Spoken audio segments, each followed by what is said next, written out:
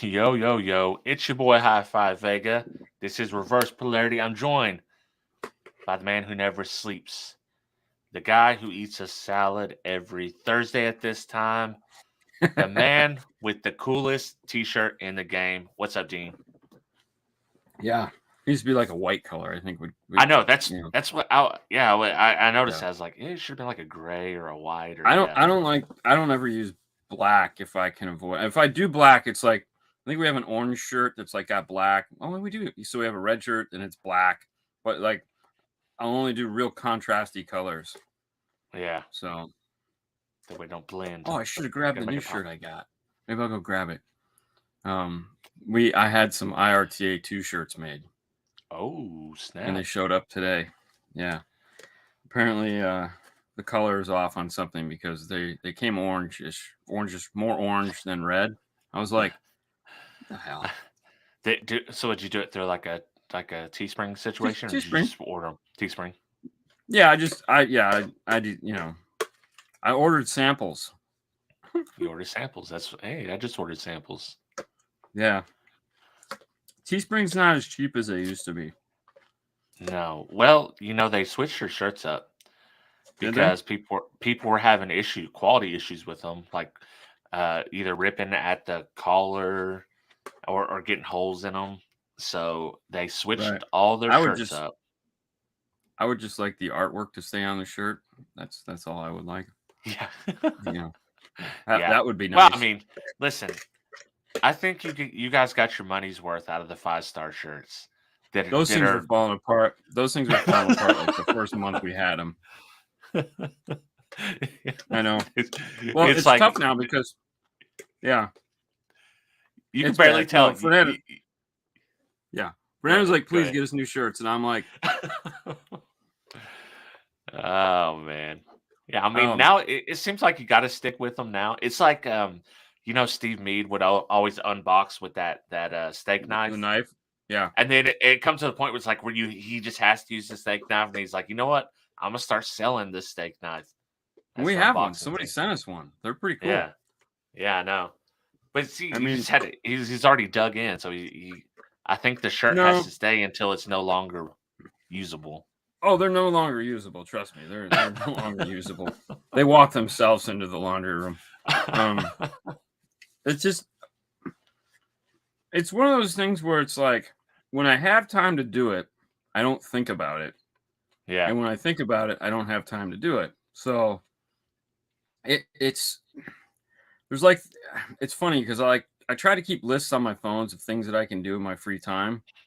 Yeah. But usually when I have quote unquote free time, I'm so damn tired that it's like, I don't want to do anything. It's like, can I just sit here? Like, can I just... Yeah.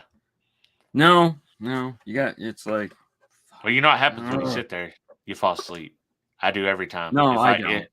I do, man. If I fall asleep, if I sit in a recliner when I get home, if I don't take care of what I need to, I'm gonna fall asleep 15 minutes easy. Well, so I'll tell you this. We'll talk about it on Side Jag after this, but what was it? Friday night, dude. I was literally falling asleep at work Friday. I'm just beat, ready. Like last hour, I was talking to Chris Bennett, and he's like, "What's up, man?" I'm like, "Dude, I'm ready to fall asleep." I was like, literally, I was calling people just to stay awake. And he's like, "Damn." I was like, I'm gonna go home. I'm gonna eat dinner. I'm gonna go to bed. So okay. So I got home, made dinner, sat down, turned on the new Jack Reacher series. Oh yeah, you texted me. Oh yeah, I texted you. Yeah. So we know how that plan fell apart. I didn't get a chance to watch it. Oh my god. So we'll talk about it next hour. Yeah, I definitely mean to check it out. No question about that. So what you been doing, man? So trying to get ready for Knowledge Fest, which is next week, which means there's no show Thursday. I apologize. And then the week after that, we have a special show, which we'll talk more about. Maybe not, or just surprise the shit out of you. Just trying to get ready, like trying to get the PowerPoint done because we're teaching a class on. I stole the name from another person that came up with a great snapshots to great shots. I stole the name. I'll tell you, it's not my name, but I needed a name like now, and nobody's a photo nerd, so I was like, I'll just steal this. Perfect. Right. Yeah.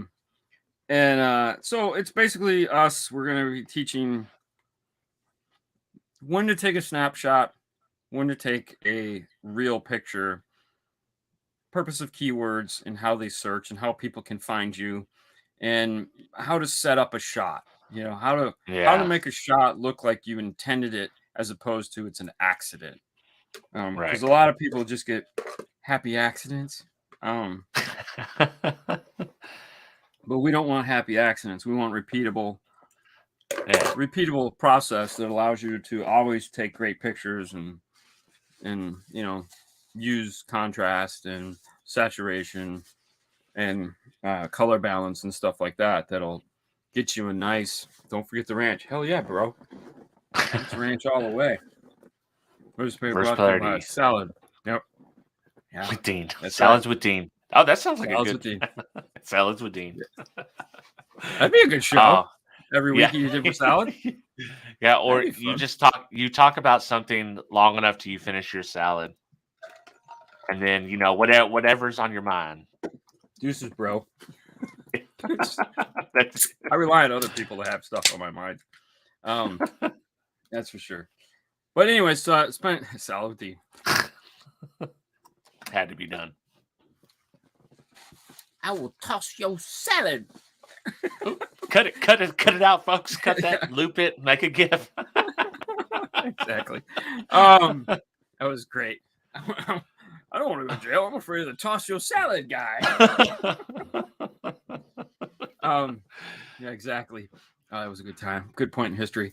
But no, so I'm spending a lot of time trying to get that done. It's kind of funny. We're gonna have some activities and whatnot. So there's that, and of course, then this week we started back finally with install diaries. Yeah. So I know everyone was super excited to have an install diaries back. I have decided install diaries is my favorite 5-star type of video. Oh, it's I get sucked in, dude. I get sucked. How does it do? Does it do the best on the channel? Most of the time. It varies. Because I get varies. sucked in. Depends. I get sucked in from the time, like, all right, watching the Roush, you put the what mids did you use in there? Alpine? X-Type. It was all X-Type. Yeah. And then you hit them, and you get us every time. Part 2. Thanks, Dean. Damn it. Dude, 10 minutes, bro. 10 minutes. Yeah. The one before it was 11. That one's going to be 9. So I can tell you that right. What is Ash saying? Let's see here. You don't mind eating your salad, but we wouldn't. Yeah, we'll take the pass on that one. That ain't gonna happen. Nah. Yeah, that's not my forte. Right. But no. So trust me, we were just as excited to have install diaries back too, because we really enjoy install diaries. It's just, and we never intended it to be like February before we got back to it.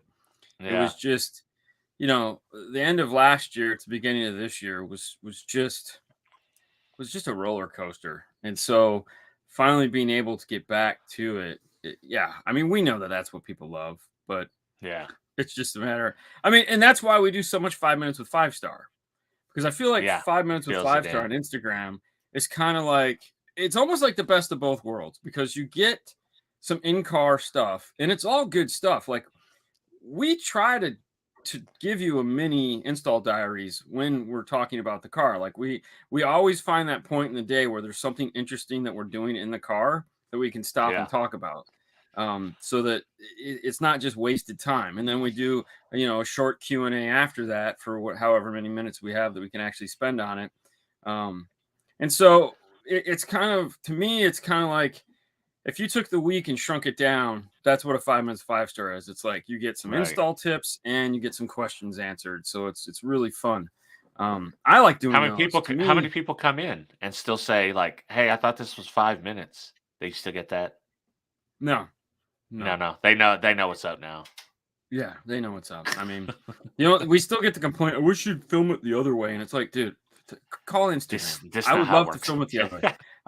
I don't choose to film it vertically. Right. I much rather do it horizontally. But unless you're planning on watching it, you know, like that on your phone, you're out of luck. You're out of luck. Exactly. They just, you know, they want to be different. So, oh yeah, yeah. No, dude. Yeah. So you'll get another one of those tomorrow. So pretty. I was looking at those Alpine 3-inch bit damn 200. They look like $60. So it's aluminum and Aluminium, as Apple would aluminum. say. All right. So the history of that little speaker. All right, because that speaker isn't supposed to exist.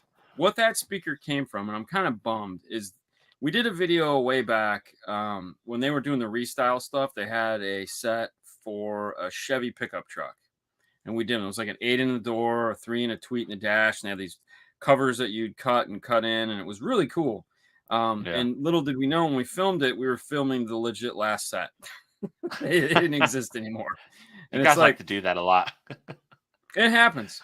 And so we were kind of bummed, and everyone was like, dude, you guys don't have a 3-way set. You had a 3-way set. What happened? And they're like, so the next year they brought back just the 3.5-inch mid-range that was in that set. And they're like, here's the 3-inch mid-range and a cap, go. And it was kind of like something Kicker would do, where you're just like, right. Hey, we had this idea and we made it. And then you go, well, what do we do with it? I don't know. We made it. Do what you want to do, guys. Do something. Hook it up with the factory mid-range. So that's where that speaker came from. So that's why it's just an oddball. It doesn't look really cool. It's not like, it doesn't have a cone that matches anything in the series. It's just a 3.5. Now, if you're an Alpine fanboy, it's almost March. Is it worth the wait? Yes. Just wait. That I can tell you that all of these problems will be addressed. All these things are gonna 2 different ones. So it's happening. Oh, and the A&W has made its appearance. Yeah. It's not going to have a part number like that. It's part of a series. They're coming out with an actual 3-way that is going to be really nice. So yeah, part numbers are the best, especially like part numbers suck. Dude, part numbers are terrible. Like the Kicker Snowmanor, it's like KSMT 65393. Yeah. Like, what's going on? Oh no, dude? So a buddy of mine was the guy that for the longest time designed all the part numbers for Stinger. And he designed the whole process to which they would come up with the part numbers. And like labeled it, like they spent months figuring out how they were going to come up with part numbers. And I'm like, I don't know what this is, you know, and it's got 10 numbers, and it's like it's a fucking 1 in, 2 out distribution block that takes 8 to 4 gauge. I mean, what? Wow. Okay. Is it like the Dewey Decimal System? Yeah, exactly. It's exactly what it is, and it's like, this is stupid. But no, you guys are gonna like the Alpine stuff. I mean, you know, whether you're an Alpine fanboy or not, I mean, I feel that most of you guys can kind of appreciate when a manufacturer does something new and cool, whether it's something you're ever going to own or not. To me, I always look at it as this manufacturer's trying to push forward and or catch up. Either way, the relevance of what they're trying to do means that they're paying attention. They're just doing it at their own pace. You know, which most big companies like that, Kicker, Rockford, Alpine, Kenwood, that's how they are. But I will say, out of all the Japanese companies, they seem to be the most hip to the game. They don't necessarily make like all the best products there are. But they're usually the slowest guy to the party. Like they're the guy that shows up like right before it's over, drinks all the beer that's left, and then leaves. And then they don't help clean up. And you're like, what? Really? Like they just came, ate all the pizza, and left. Son of a bitch. Apple does that a little bit. Oh, you've had SD cards? Like, yeah, we're gonna come out with the best SD card.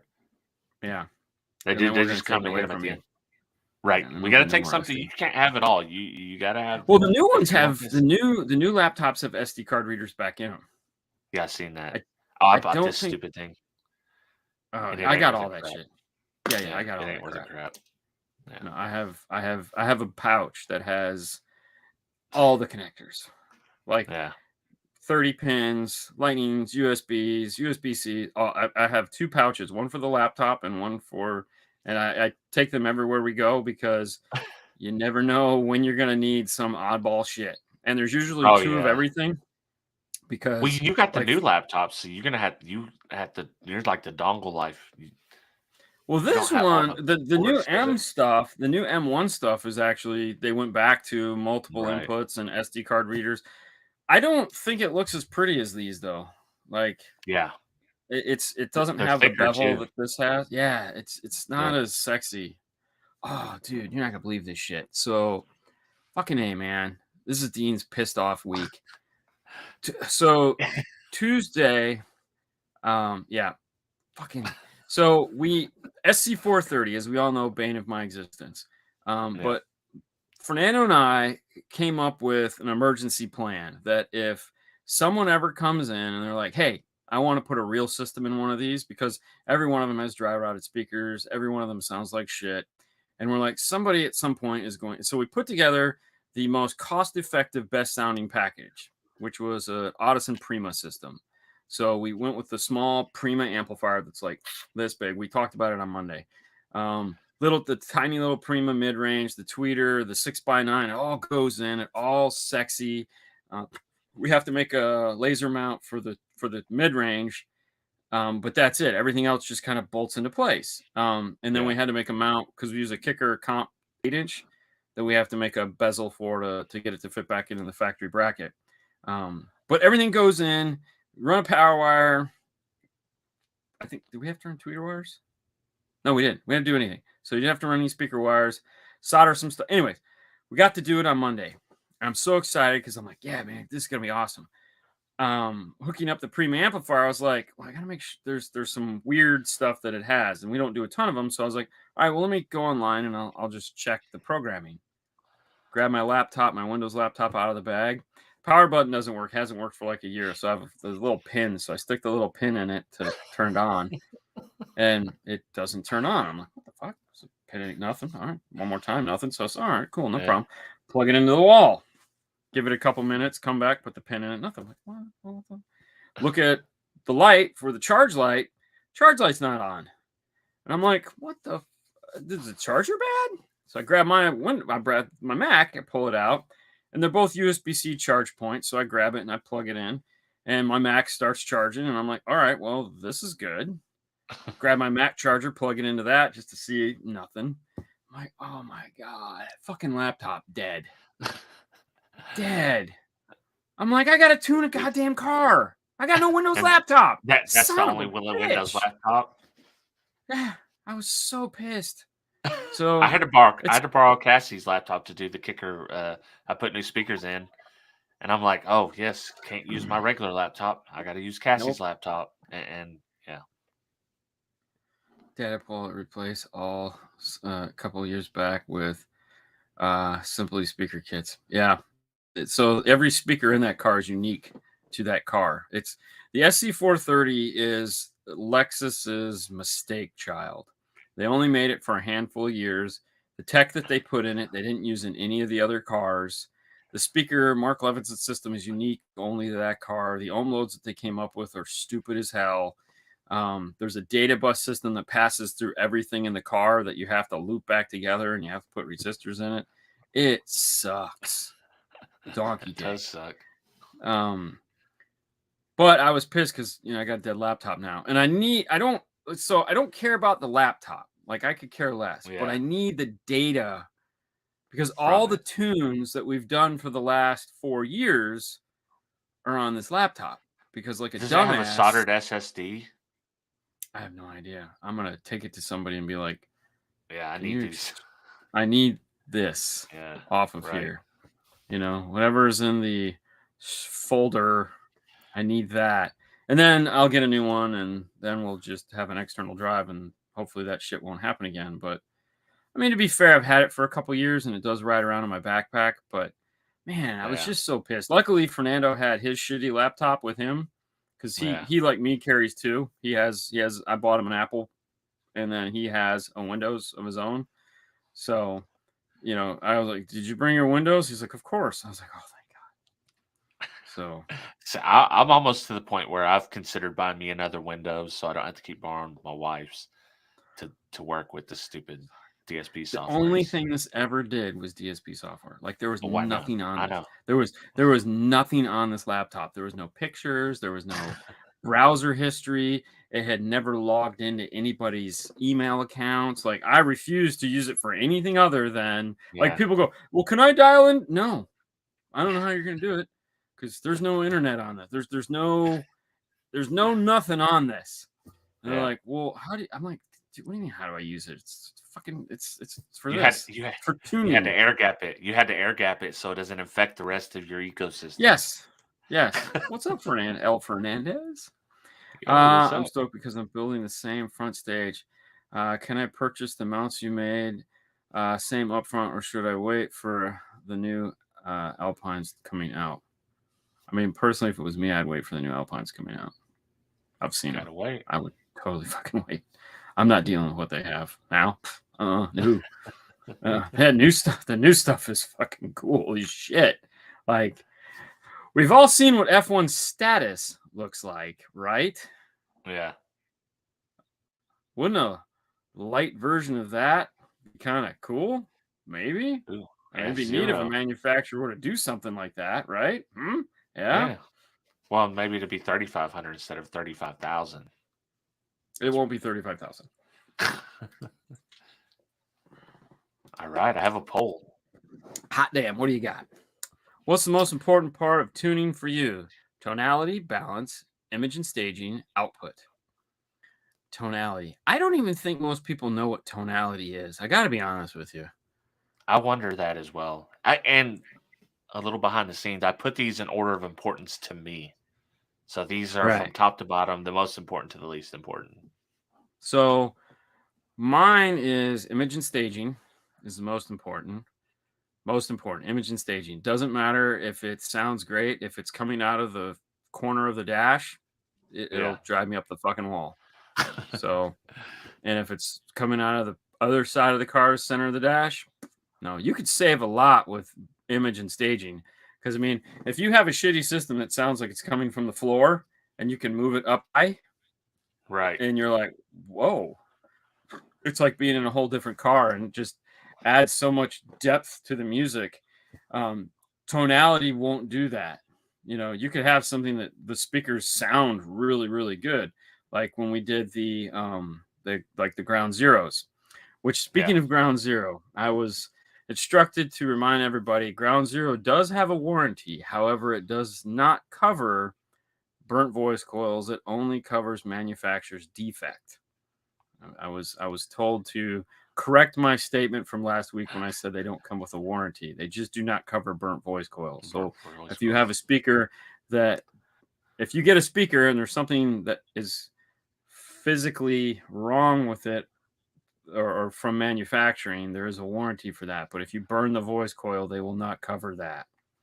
So, and that's most. Anyways, that's most of every return. Everybody burns the voice coil.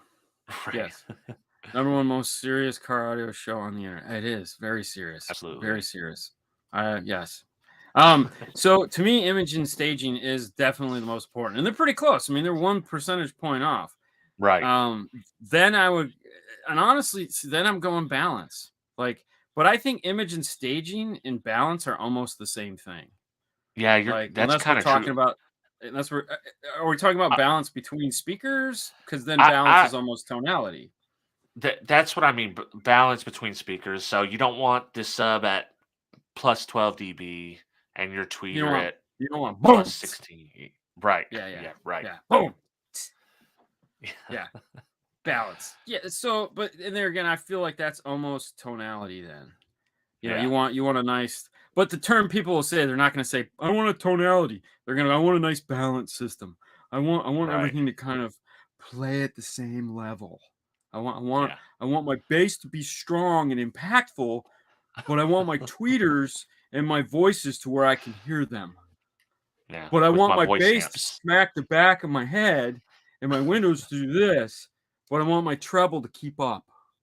Do you have like a 250 watt tweeter I can put in my car? I don't need mid-range. And I've got $1,500. What can you do, sir? Oh, dude. I had a friend of mine text me the other day, and he's like, my friend has this car, and he wants to do a system, and he wants a DSP, and he wants to spend $2,500. Oh, God. And so I looked at it, and I didn't respond back to him for like 3 days. And then he texted me, he goes, what, are you ditching me? And I'm like, call. All right, listen. $2,500. For $2,500, I can get you new speakers and an amplified subwoofer underneath the back seat. That's it. For 20. And he's like, well, I mean, for mine, he goes, slow it down. What did you put in yours? I'm like, you have all this stuff. You're talking about a DSP. The cheapest DSP that I can get you is a DSR1, which is like, I'm sure they're like $300 now. And then we have to tune it. So we're at $800 now, $700, $900 in installation. Okay, so we got $1,500 left to buy amplifiers and speakers. What's the point? Yeah, you know, what's the point? I'm like, I could do a kicker key up front stage upgrade, kicker key 501 on a sub, about $3,500 ish, plus or minus. Don't quote me, I'm not good at pricing. He's like, well, I was like, yeah, I mean, dude, what, come on, get off that coin, bitch. Shit ain't cheap. Pay you. Trust me when Trust me when I found out how much the SC430 was, I was like, wow, well, I mean, we tried to keep it cheap, but we failed. We failed a lot. Like, technically, this is not my fault. I'm not the money guy. I'm the plan the system guy. Yeah. I'm the guy that says, man, this would work great. And it worked great. I mean, it was all factory. It sounded, oh my God, dude. I would love to have that system in a car for those people that go, I need 150 watts for my speakers because they're just not going to be loud enough with anything but 150 watts. Right. And go, hey, come on, listen to this. This has got 150 watts on it. Yeah, that's what I'm talking about. Yeah. No, dumbass. It's 35 watts a speaker. Right. What? Right. I said it's 150 watts total. Because it's literally 8 by 35 watts. The 8-inch, it was an 8, so who cares? But I think the 8 had, I think if you bridge it, it's like 130 watts bridge, 135 watts, something stupid like that. And I was like, yeah, that'll be enough. It's just an 8. Right. 6x9's got fucking down. Oh my God, it was great. And I'm like, dude, this is 35 watts. Prima all the way, boy. If you want, I mean, and the amp drew 35 amps of current. 35 amps of current. If you listen to this thing and I told you this is 35 amps of current, you'd have been like, there's no fucking way. Because, I mean, first off, we couldn't, like. But it's a whole system, right? With the speakers and everything. So I imagine it's pretty efficient. It's a whole pack. That's the cool thing about Prima is that it's a start to finish. Like, you buy the amp, you buy the speakers, you buy the sub. It's all super efficient. It all works together so well. It's kind of like Match. So if you're in the Helix, their Match system is the same way. So they sell speakers, they sell these little tiny amplifiers. Like we did, the review we did from with Jason Digos in his BMW. He had the Match 7, BMW Match 7 or Up 7 or whatever the heck. I think it's called the Up 7. It was just 7 channels, but it's all their speakers and all that. And you sit in the car and you're like, dude, this amp is this big. And you're like, how in the hell? And a lot of those come with T-harnesses. It's just like plug and play. Yeah. But, who's the dude that makes boxes that was on Kicker? Let me tell you what. Acoustics? Yeah. No. The Soul. Oh, MBE. Yeah. So the first show I caught of his was he was talking about, because I think it was called like, y'all need to get up on this efficiency of speaker thing or something like that. And I was like, all right, well, I'll bite. And he's just going on and on talking about, all these fools out there. And I was like, I like this guy. I like this guy a lot, man. Oh my gosh, he's the best. He's over there like, y'all talking about, y'all want to get these big ass woofers with these big magnets and they're not efficient. And then you got to put all this power on them. Well, no, I'm going to get me the kicker and it's efficient and it's small and it's going to be just as loud, but I'm not going to have to put an arc reactor behind it. And I'm like, oh, I like this guy. I like this guy so much. But yeah, he definitely back to the poll. Yeah. Yeah, back to the poll. He's definitely an old school mindset type of guy. Like he's not about the raw power nowadays. No, 225 HCCA, man. 222 SX. 45. A Punch 45 was called a Punch 45 because it had 45 watts. It was 22 and a half watts per channel, and it was the best amp on the market back then. Which one was the Peanut? Which one was the Peanut? Was that the 45 that they called the Peanut? I have no idea. I wasn't a Rockford guy. Oh man, I had a 222 SX. Really. Yeah, I wasn't a Ryan guy, so yeah. I mean, to me, imaging and staging is most important. So you just flipped with me, basically. Like you flip imaging with tonality. Yeah, because I think once you get the imaging down, it's real easy to connect all the dots on the rest of it. Because the staging to me is like getting that right is the most important. I feel when you're using Peanut 30, when you're getting the when you're using an RTA, getting setting it to whatever, and I hate the term, your target curve is. Yeah. Everyone has to have that what they want it to look like. Right. I'm not a big fan of pushing the issue. Any input on the Arc Black subwoofers? Yeah, they're awesome. Just go watch any I've video had them too. I've had 4 days. They're pretty dope. Yeah, they're phenomenal. Yeah. Dude, Arc is the shit. I mean, let's be honest. I don't think they do anything wrong. They're just what their subs remind me of? Like the old school Image Dynamic subs. Like when they kind of first come out. Oh, when they first came out? Yeah. I haven't done any work. I've just heard them. I don't. Well, it's funny because the Challenger that Brian had there that we reviewed, he's like, originally he was going for SPL. That's why he put 3 giant subwoofers in the trunk. And then he decided to go to switch over to sound quality. And so he's just got these 3 giant woofers in the truck to fill in all of that bass and low frequency, so it was like, wow, it was very levelly, the impact at low volume was fabulous. I was like, oh, this is nice. IDQs are nice subs. They are very nice subs, and they're still made by the guy that invented them. He come back handmade. I don't think he ever left, but he works for Powerbase, and he finally got an assistant. Okay. Because he was making them all by himself. He's apparently very particular individual, but he finally decided, because like, dude, we need to get you an assistant, bro. You need some help. And he's like, all right, fine. But yeah, he sits there and hand makes them. Yeah, they're great subs for sure. So they're hand built in America for a Chinese company. Oh no, you're gonna break the internet. Calm down. Well, that's the funny thing. I mean, I don't tangent here, side jag. Yeah. Powerbase makes some awesome shit. Like, I love their plug and play stuff. Like, if someone comes in and they're like, I want it simple and I want it affordable, and I'm like, if their car falls into that Powerbase category, like they make a plug and play speaker for that, I'm all in. I'm like, yep, we're gonna do these, because I don't have to sell you brackets, I don't have to sell you fast rings, I don't have to sell you anything.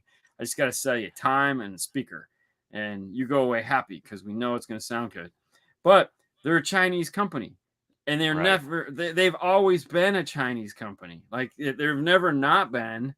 They're a build house in China that builds stuff for other people that decided to OE their own stuff and sell it in the U.S. But they build everyone's speakers. So there's this huge company that And I mean, the name was the funny story. But I just think it's funny how it's like, it's okay, they can do it because that's what they were. But if you're an American they company, get the pass, right? Yeah, they get the pass. Yeah, so sad. I've never got to play with much of their stuff. I think they were all really, really cheap stuff whenever I remember them, so I just never Yeah. even. I was like, I'm not gonna take a chance on it, Dude. For plug and play, and Yeah. when I was talking to them, I was like, dude, you guys should just own this market. Just make everyone's plug and play speaker. Like every manufacturer that comes to me and says, what should we do? Make plug and play speakers. What do you mean? Like, dude, just make speakers that plug into cars. That's what people want. People want high-end components that just plug into their car. Well, never mind. They already got a built-in fast ring. Even JL products are made in China. Dude, JL has never ever built amps in the United States. Never. They never ever did. That was They were the first. They probably weren't the first. I'm just saying that. I don't know that as fact, but they have never built amps in the United States. They always were overseas. Yeah, no one ever were goes. Probably out of the big people. They were probably the first one that started building them overseas. Amps. Yeah, I don't know if Rockford. I don't know if Rockford or Orion were jumping on that because I mean I don't know where the Cobalt stuff was made. I'm pretty sure that was still made here in America. It was just cheaper heat sinks and cheaper parts, but yeah, it was at first. All right, we have a topic. We have a topic. So we've been skating around the topic. We've been talking about the topic loosely. The topic's breaking down the tuning process. I've been doing a little tuning in the Trooper, so it's just top of mind. I say, you know what? People might not have a process. Like you're talking about a target curve. I definitely have a curve that I want to start with. That's not where I'm going to stay at when I'm tuning because I want to listen to it and make changes. But I have a curve. I want to be like plus 3 dB on the sub, somewhere in that range, kind of flat to the mid range, and then slightly. I like it a little hotter on the top end than most, but I still want to roll off the tweeter a little bit. Everybody wants it hot on the top end. It's going to naturally roll off. So most of the time, the hardest part about tuning a system is, for one, defining what is tuning a system. So setting gains and crossovers are not tuning a system. Okay, that's setting a system up. That is not tuning it. But we have coined the phrase, "Oh, you just got to tune the system real quick." No. But it's an important part of the system. But one of the things, like for me, like gains, everyone's always so concerned about maxing out the gains. I want to max out my gains. How do I max out my gains? How do I max out my when do I max out my gains? I the last thing I do is worry about the gains. I don't really care. Especially when I'm doing a DSP. I don't care about the gains. When it matters to me the most? When I'm doing amp dyno. That's the only time I'm trying to get max power out of it. Yeah. Oh, squeaking it out. Right. Give me that 1,000 watts. Give me that 1,000 watts. There we go. Got it. I don't concern myself with the gain too much because that's going to come in fine in the end. I mean, I want to make sure I have the volume I need, and as long as I can get that in the end, then I'm fine. I'm not worried about. I know I'm not going to be clipping the system, and once I've put the tune in there and it has that nice sound and that nice dynamics to it, if I need a little bit more, it's there to be had, Right. But I want to get it sounding the way I want it first before I worry about the gains, because I'm not gonna overdrive the system. And I've never had I've very rarely ever had someone come, it's not as loud as I thought it was going to be. And it's like, what are you talking about? We're yelling at each other. Oh yeah, you're right.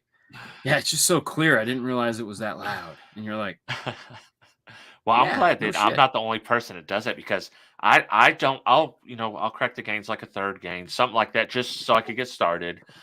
And then once I get a basic setup on there, I got a little bit of EQ work. If I need to adjust levels, then I go in and mess with the gains. If I need the mids a little bit higher, I'll dial them in, or if I need the tweets are a little bit hot, I'll dial them back. So most of the time when I start on I leave the gains alone. I don't even get involved with them until much later in the process. But and there again, most of the amps I work with have internal DSP, so they don't have external gains. So that's the other reason why I don't really get too involved with them, because, and honestly, when I'm doing like an external DSP with amps that have gains, I have to remind myself, oh yeah, you have gain. And I'm like, oh shit, I could go in and turn it up a little bit. Oh, forgot all about that. Damn. Because a lot of the times, WaveTech products, good stuff. Yeah, WaveTech makes nice stuff. The guy that runs it, Jason's a really nice guy. He's a pretty smart dude. Last time I saw him, he was rolling around. Last time I saw Jason, the guy, the head engineer at WaveTech, he'd fallen out of a tree. And I was like, nice. What the fuck? What are you doing in a tree? You're a fucking adult. Why would you climb a tree? Was there a cat? Tell me there was a cat. Yeah. A cat or a kite? He was saving a cat from the fire truck. He's saving a cat from a kite. Anyways, no, it's nice stuff. They're cool. He used to work for Alpine. That's a whole nother story. It's a whole WaveTech is an interesting little company, but suffice it to say, they make nice stuff. I'm a fan of audio control, but I can still say that WaveTech makes nice stuff. We've reviewed a couple of their pieces. They make some really neat stuff, and they've thought it out pretty well. But so, I'll start. This is a trick that Mr. Smith taught me. He's like, I typically will start with the gain turned down inside the DSPs. Like I usually start at -6 or something like that. And then I get my system. I start bringing everything to where I want it. And then if I need to in the end, I can bring, back into power. Audio control typically will start at 0, and they have like a +12 and a minus like 100 or some shit like that. So I like to just go in and start at -3 on the input. And that way, as I'm playing with the system, if I need to, let's say I get in there and I'm like, because they don't do staggered power. So sometimes the tweeters are just like, holy fuck. All right. Yeah. And then the mid-range isn't. Well, now I can leave the tweeters at -3, but the mid-range back up to 0. And that better balances out the system. And then once I get that balance down, I can use that as a scale to turn the whole system up. So once I get it tuned the way I want, if I go, all right, well, the mids are at 0, these are still at -3. I feel like I need more impact to the music, and then I can just shift everything up 2 or 3, keeping that staggered amount of signal there until I get it to the way I want. The one thing that I always do, though, in the end is I'll play something new, and then I'll play something old, because we know that most of our customers are going to be doing that. And I want to make sure on the volume control, so a lot of people get confused and they want to be able to turn every song up all the way. Yeah. Nothing could be further from the truth. You physically cannot do that without being dissatisfied at some point. Okay. Yeah. You're just not going to be happy all the time. It's not possible. But if you set it up to where it's like, okay, so if 30 is modern music, with whatever the crappy shit they're making. Yeah. But then like 35 is everything else. Like maxed out is everything else, to where it's enough. Like Back in Black sounds nice and loud and lively. And then you just have to explain to the user, like, hey, listen, I want you to hear this. I want you to understand why it's this way. And then I want you to know that the difference between you breaking this system and coming back in tears when I tell you how much it's going to cost you to fix it, and not breaking the system, is literally just going click, click. 5 clicks. That's it. 2 clicks, 3 clicks, right. Whatever it is. Going back, and then you don't blow a speaker. And like you have to learn that. I can't teach that to you. I can just tell you that. Then oh really? Yeah. And I was demoing a car for a guy today. It was actually, I was demoing Fernando's car for him, because we're designing a system for him, and I wanted him to hear something and because he's all over the place. I'm like, all right, he heard he wants Class A B amps, and I played some Class D stuff for him, and he was immediately like, oh no, this is Class D. And I'm like, whatever. And I was like, okay. So I wanted him to hear the Class A B Ground Zero stuff that we had. And he's like, yeah, I like this. And I was like, all right, well, you can hear the difference. You're way better than I am. So perfect. But I wanted him to hear it, and he really loved it, and he was happy with it, and it was really awesome. So here we are now. And it's like, all right, so we're going to go Class A, B, and cool stuff like that. But yeah. So, yeah. All right. What else do you do when you're tuning?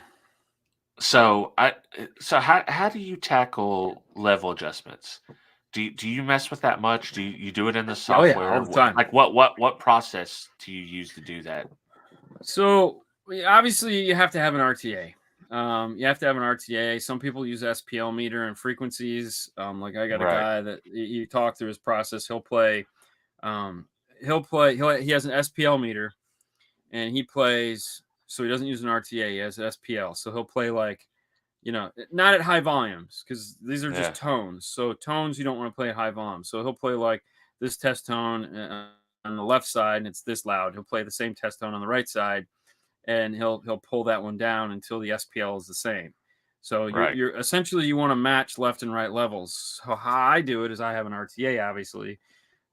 So you always tune the passenger side first because that's the farthest speaker away from you. So that's going to be your reference point for the system. You may have to go back and adjust some stuff, like you just can't get this side to match perfectly. So then you'll have to match the opposite way. But I'll set this speaker up, get it to how I want it to sound. Yeah. And then I'll match this one. But this one is closer to the mic, so immediately it's just going to be louder. So what I'll do is I'll go into my level control, and I'll whatever the lowest. So the highest frequency on this side, the lowest version of that. So I'll turn down my level until those meet up. And then I can pull down the rest to get it to mirror that side. But that's like, because that's going to bring down everything. Right. And then I can tweak it to have them clone. I don't pull it down too far and then gain up because that introduces noise. But I'll pull down as much as I can. And then start adjusting. And sometimes it's a lot. Sometimes you'd be surprised. Like usually it's like 0.5. Sometimes it's 3. Right. But that's one of the things that you play with. And then when you go back in and you're balancing to your imaging, you may end up having to turn it back up, or you may have to turn it down even more. And if you're doing like active, then it becomes really fun because you have to, like, if your center is off, you have to figure out where the problem is. Is it coming from the mid-range or is it coming from the tweeters? And it's like, so then you isolate. So you play just the mid-range and you concentrate and you say, okay, is my image where it's supposed to be? And if it is, you turn those off, you turn on your tweeter, and you it's like, okay, now the tweeter is definitely coming from here. So then you start reducing the volume on that. Or if you think you have the distance off, like you can do distance like I'd say 3 inches plus or minus 3 inches. You can try that to see if that fixes the problem before you go into level. And if that doesn't fix the problem, then go put it back to where you thought it was supposed to be right, and then start adjusting the level. But it's a balance. Like you don't want to take down too much level because then it just automatically sounds louder over that way, and that's no fun. So, you got to kind of keep working on it and or find the frequency that is causing the problem. Sometimes it's just like one frequency is louder on one side than the other, and that's totally making everything go this way or that way. And it's like if you just bring that down. That's where I get. You get caught up. It's like, man, what is going on? And I used your little tip with the tiny desk. Yeah, that's a solid tip. And I couldn't remember. Well, tell them the tip. You got it from. Yeah. We got it from Matt Schaefer. From Matt Schaefer, that's right. And you just take the phone, play the Tiny Desk concert. They have many, so pick your favorite artist, put it right in the center of the dash, and play it. So for those who don't know what Tiny Desk concerts are, you can go to YouTube, type in Tiny Desk, and it's NPR's Tiny Desk. Right. And it's every musician you could ever. Dude, they even do, who's the, who's the dude? Shit. The guy that did the thing? No, with the echo voice that's known, T-Pain. Oh, T-Pain. T-Pain. Right. T-Pain's Tiny Desk is the best. It is the worst, but it is the best because it's T-Pain actually singing his songs, and he can sing. He's legit sing. Like T-Pain didn't have to use the he didn't have to use that auto-tune. He didn't have to use auto-tune. He could sing. He could sing great, but it was just his gimmick, and it worked. Right. So kudos to him. Worked, yeah. But yeah, so T-Pain sings his songs. It's fucking hilarious. I'm just gonna tell you right now. Check that out. You listen to it for like 30 seconds, and you're like, "Oh, that is funny as shit." We listened to it far too long, but it's just him with this guy on like a synthesizer or some kind, or a piano. I don't remember what it was, but it was just like, and he's on a bar stool, and what was it a stackle maker do it, and he's singing this stuff, and I'm just like. And it's like mellow chill, and it's not. Yeah, you're just like, I gotta check it God, out. he found auto tunes because this sucks so bad. But anyways, the part that doesn't suck is yes, all the imaging and stuff. You can tell where they're at. If something's off, you will know instantly. You're like, whoa, this is not coming where he's at. It's maybe a little to the right, maybe a little to the left. So I like that. Yeah, I liked it. Yeah, it's fun. It's a neat little project to do. Oh, T1 Masked Singer on Fox. I could see that, dude. The guy can sing. Like he did not need. Oh yeah, he didn't. That's what somebody. He did. You ever heard of Cat Clyde? No. She's like kind of a really soulful singer. Anyways, I like some of her tracks, and she had one, and it was really, really good. Yeah. Yeah. No, Tiny Desk is fun. Curious, what's your go-to song to listen to when you want to hear the perfect system? So I don't have like the perfect system song. I have tools that are music. As most of you guys know that have followed me for long enough, you know that I have a really interesting thought process as far as how I think of like amplifiers and processors and speakers. To me, they're all tools to get to a certain task. Music to me is no different. I have a love affair with some music, but for the most part, it's just I need it to do something, and that's it. I have no emotional attachment to it that I'm just gonna be like, oh my god, dude, this song. Like if you hear it just right, quivers. No. But tuning music does that to you. Like Hell Freezes Over Eagles is one, or God Bless Spanish Harlem. If I ever hear that again, I'm no. Eagles, Hotel California, smack that bitch as soon as smack the phone out of his hand. I used to love that song. I used to love that song until it became tuning. What is it? The couple song that the Eagles sing. Wait, it's like it's not Renegade, but Desperado. No. The one where it's like where the guy and the girl meet up and they just have sex and do drugs. Life in the Fast Lane. Yeah, Life in the Fast Lane. Yeah. So that makes you lose your mind. All right. So, anyways, to answer her question. The first song I play on every system, no matter what, the first song, it always gets played. Used to be we used to play Maroon 5. We used to play Sugar. Right. But so what's cool about Sugar is that it has a big range at the beginning. And there's a nice center sound that comes out. And so like the first 10 seconds of the song answer a lot of questions really quick. But I found a better song for that thanks to Steve Mead, because Steve is from Northern California, and when we're talking to Steve, he always says hella cool, and I'm just like, what the fuck is hella cool? No doubt. Yeah, it's so hella good is no doubt, and hella good. When that song comes on, it will wreck a system in a minute. Okay. Yeah. It will destroy. It will peak light the fuck out of that amplifier. Okay. Guaranteed. It is recorded in such a way that when that song comes on, all the lights just go, oh, too much. But it's recorded really well. And if the system can handle it, meaning it doesn't break apart, and all that, we're fine. And that's the first song that goes in right after the tune. That's the first song, and it does left and right instruments, and then she comes on and she's in the center, and it's got great balance. But it's just a really good, impactful. I know if I got enough bass coming in, because it's like that drum beat that it has is just boom, and it will hammer the shit out of the mid bass. And if I don't get a good mid bass out of that, then I'm like, oh, well, what's going on? Lord. Yeah, what's going on with that? But it's just got this nice boom, boom at the beginning.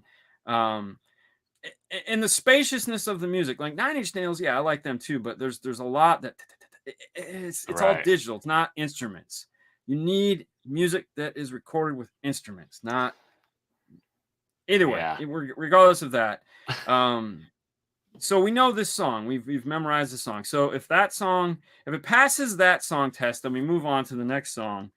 One of the nice songs to play is "L.A. Woman" from The Doors. And what L.A. Woman will do, and you only got to play the first 5 seconds because there's this guitar scratch that goes, and if it's done right, it'll start on the driver's side and move across the dash to the passenger side. And if it does that and the volume doesn't fluctuate, then you're good. If it goes like, then you're like, oh, that's weird.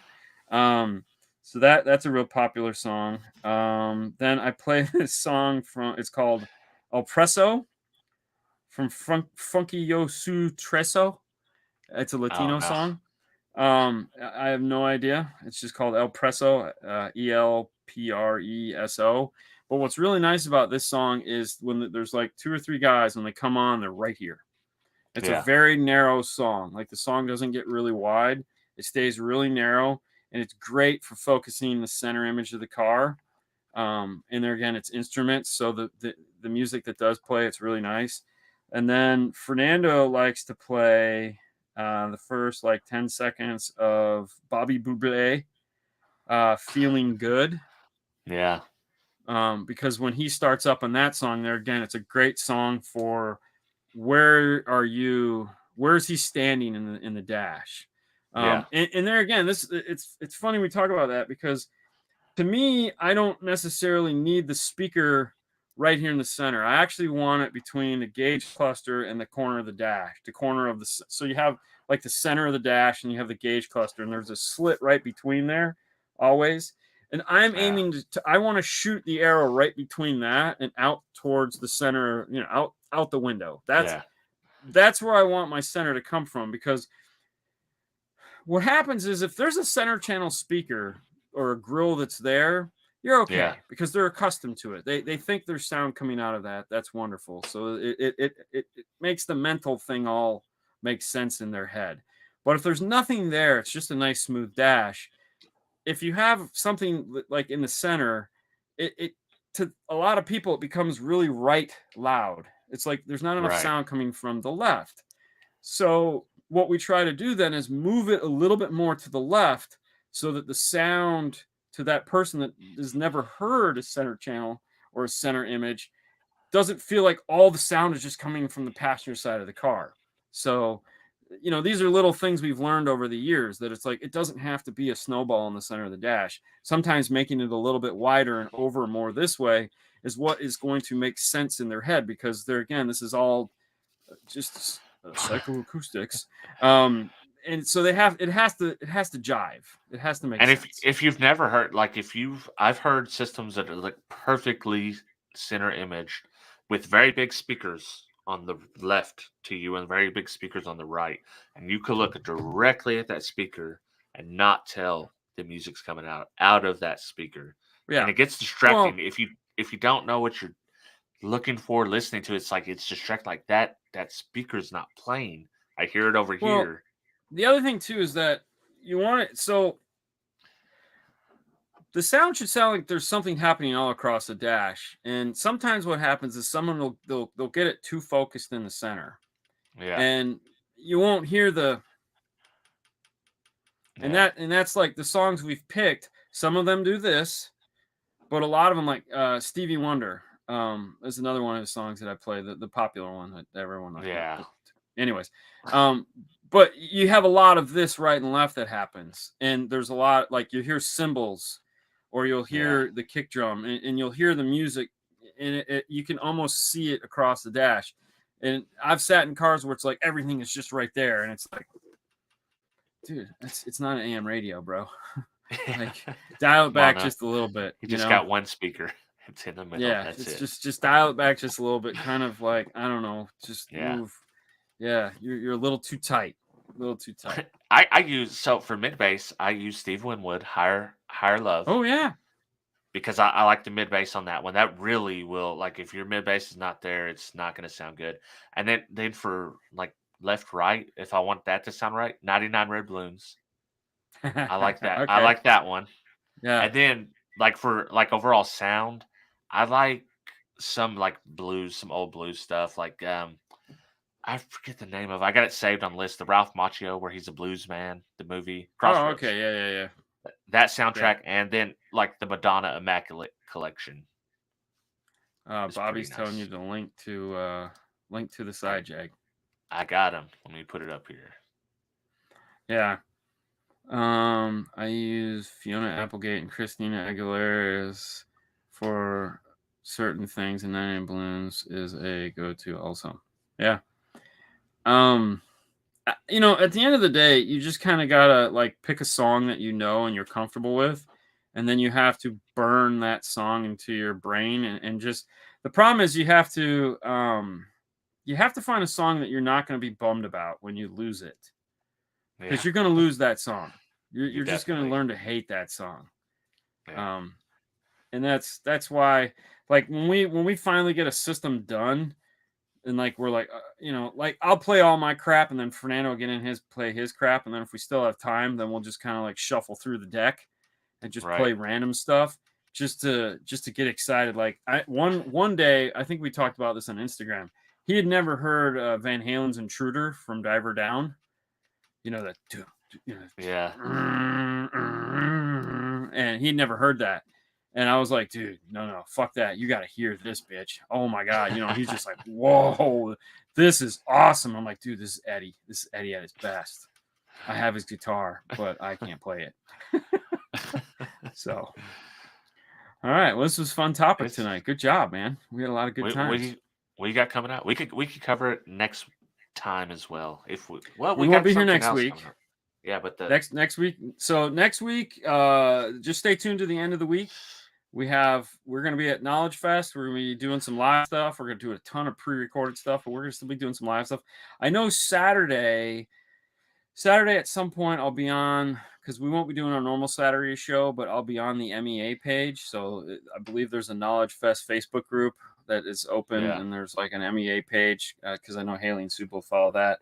And at some point I'll be on there doing a Saturday show with Chris Cook. I don't know what we're going to talk about. I never do until 5 minutes before I go on.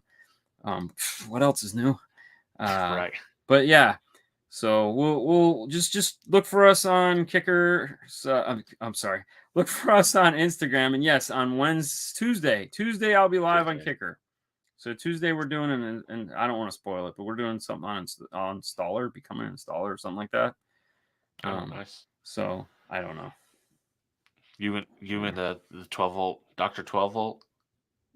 I don't know who's on it. I think it's no, I think I mean, we did a phone call today. It was John Myers and Ken.